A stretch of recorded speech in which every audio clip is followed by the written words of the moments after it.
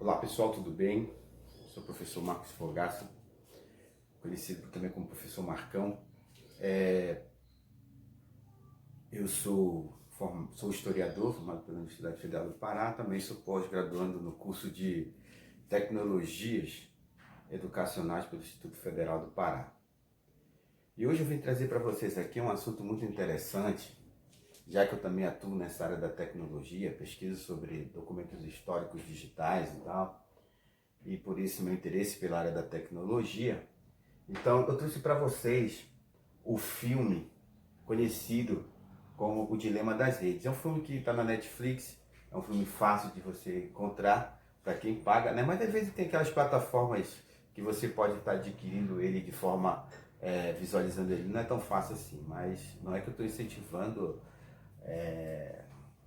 você a piratear, mas às vezes acontece. Você não tem condições de pagar, você vai atrás de um streaming grátis, né?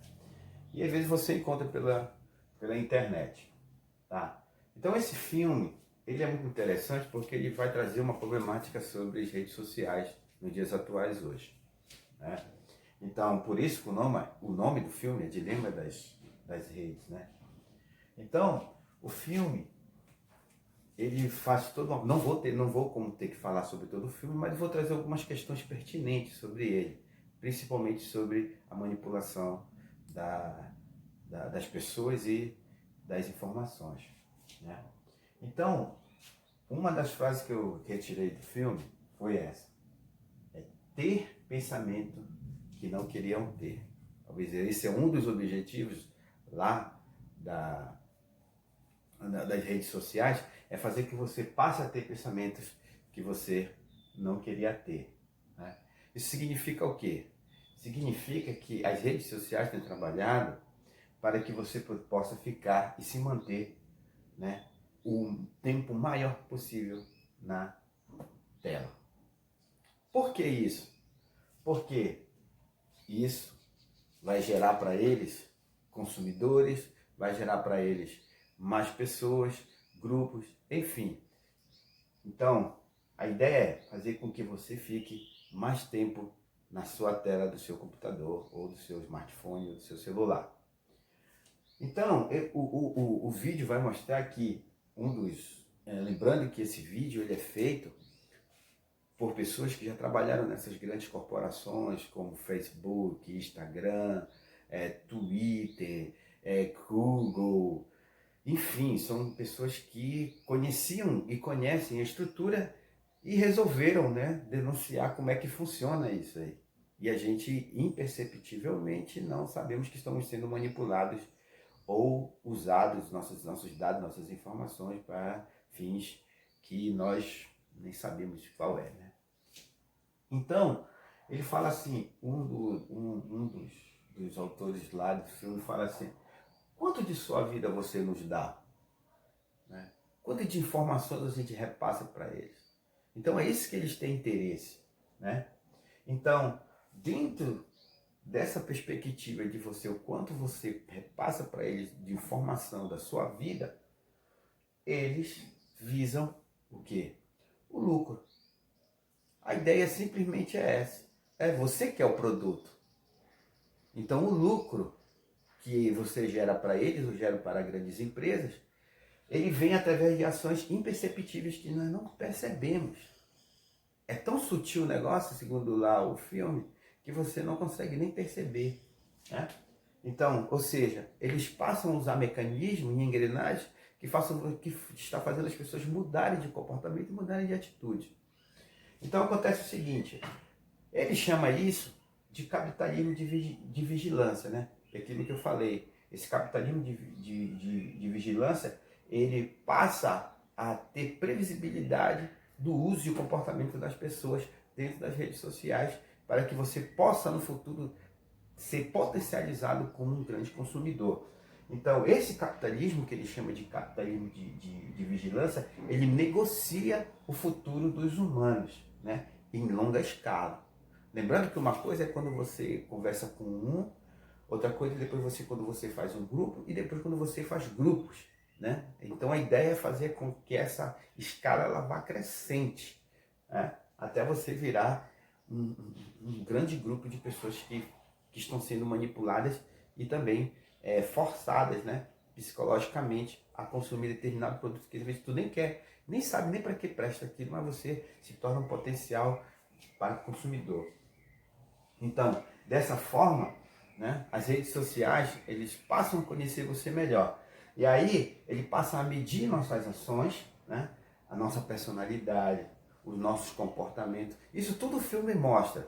Para você, para você perceber que não é uma ideia do professor Marcos e não é uma ideia que está sendo criada, que está sendo fantasiada, não é nenhuma conspiração.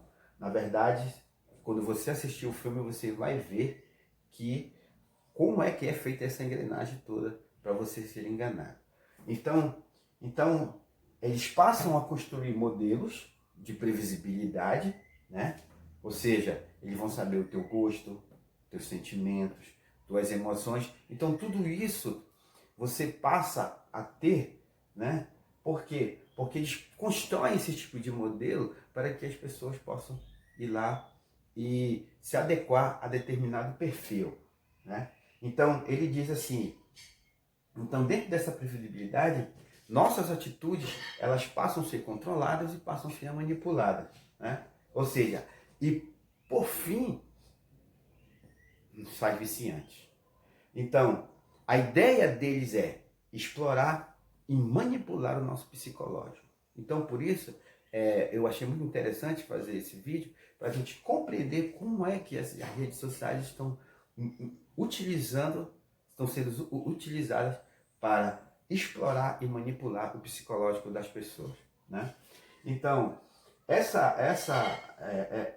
estrutura, ela é feita por um tripé, segundo o filme. Primeiro, que é te fazer tu engajar na rede social.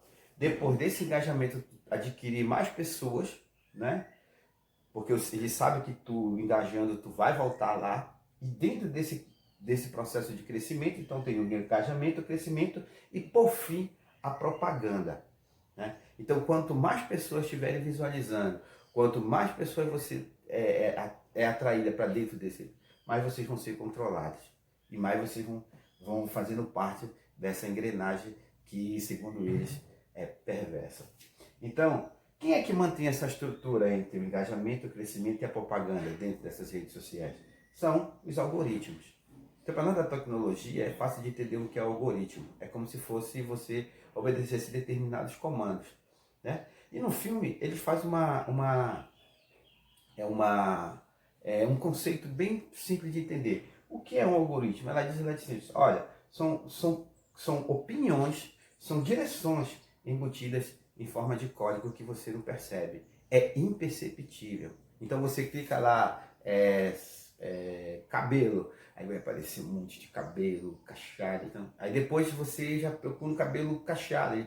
Então os algoritmos vão te direcionando por um nicho, né, mais específico, né, para você ir